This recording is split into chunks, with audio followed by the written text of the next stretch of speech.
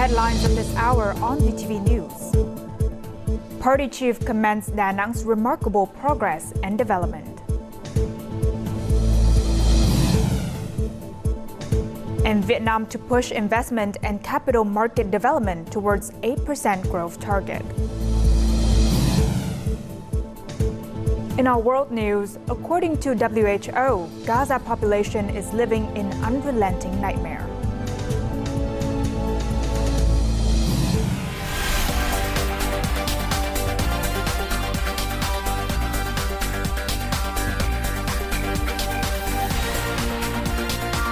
Broadcasting from Hanoi, the capital of Vietnam. VTV News starts right now. Hello, it's 3 p.m. local time and you're watching VTV News. I'm Huyền Trân with the top stories. As celebrations marking the 95th founding anniversary of the Da Nang City Party Committee and the 50th anniversary of the city's liberation, Party General Secretary To Lâm highlighted the significant achievements of the city's party committee, local authority, and people across different historical periods. Building on these accomplishments, the party chief called on the locality to make effective use of special mechanisms and focus investments on developing a regional financial center and free trade zone. During the ceremony, the party general secretary awarded the first-class labor order to the Da Nang Party Committee, local authority, and people for their contributions to national construction and defense.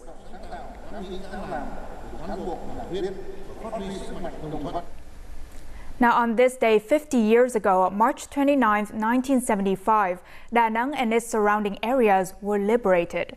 The victory paved the way for the Vietnamese military and people to launch the final decisive battle, leading to the complete liberation of southern Vietnam and the reunification of the country.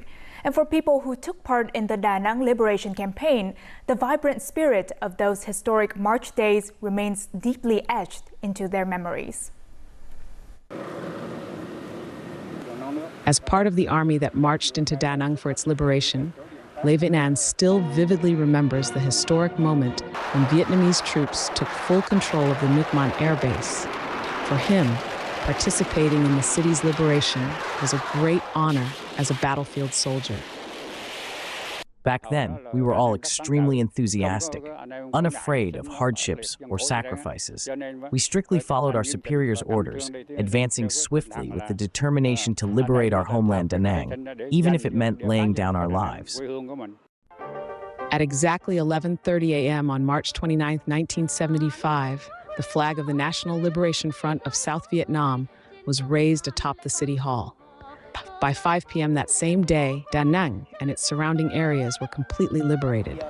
Veteran Le Ngoc Bai, the battalion commander who led the assault on City Hall, vividly recalls the images and emotions of that historic moment. Following our superiors' orders, we had to strike swiftly, seize the target immediately, and act fast to minimize bloodshed.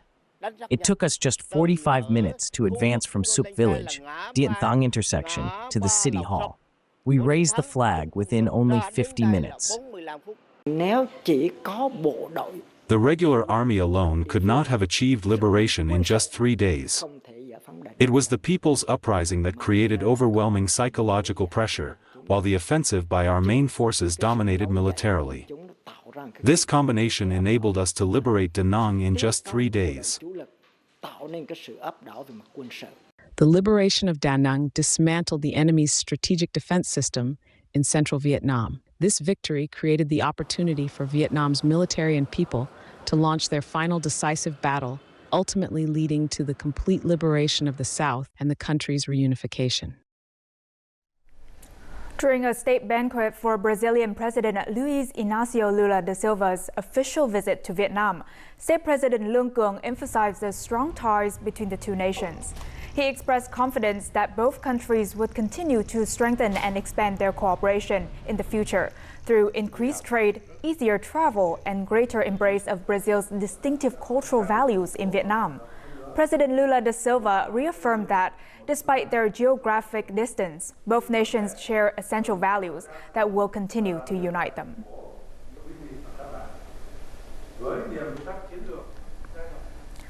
As of Saturday morning, Friday's earthquake in Myanmar has left 694 people dead and 1,600 injured, according to the country's military government.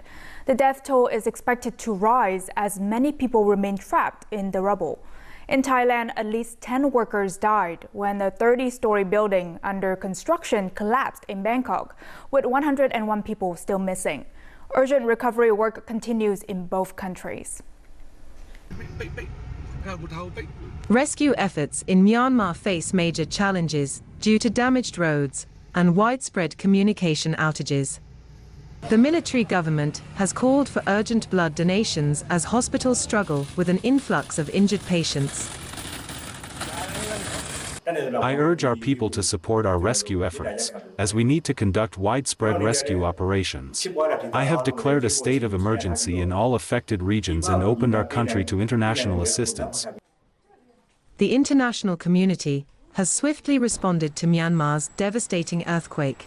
The government accepted humanitarian aid from ASEAN, while the UN allocated $5 million in emergency funds, and WHO mobilized medical supplies. China pledged urgent assistance, and Russia dispatched 2 planes with rescue workers. The European Commission President also affirmed the EU's readiness to provide support. Meanwhile, in Thailand, around 100 rescue workers worked through the night searching for survivors in the rubble of a collapsed 30-story building. We are doing our best with the resources we have because every life matters. Our priority is to act as quickly as possible to save everyone. The Prime Minister has ordered all sectors to support each other. Bangkok authorities have decided to keep public parks open overnight for residents unable to stay indoors. They have also established an emergency response system allowing people to report damages and request assistance. Now, as reported, rescue operations are proceeding urgently in both Myanmar and Thailand. Currently, no Vietnamese casualties have been reported in either Myanmar or Thailand. But our reporter was able to contact a Vietnamese national in Mandalay, Myanmar, the area that sustained the most damage.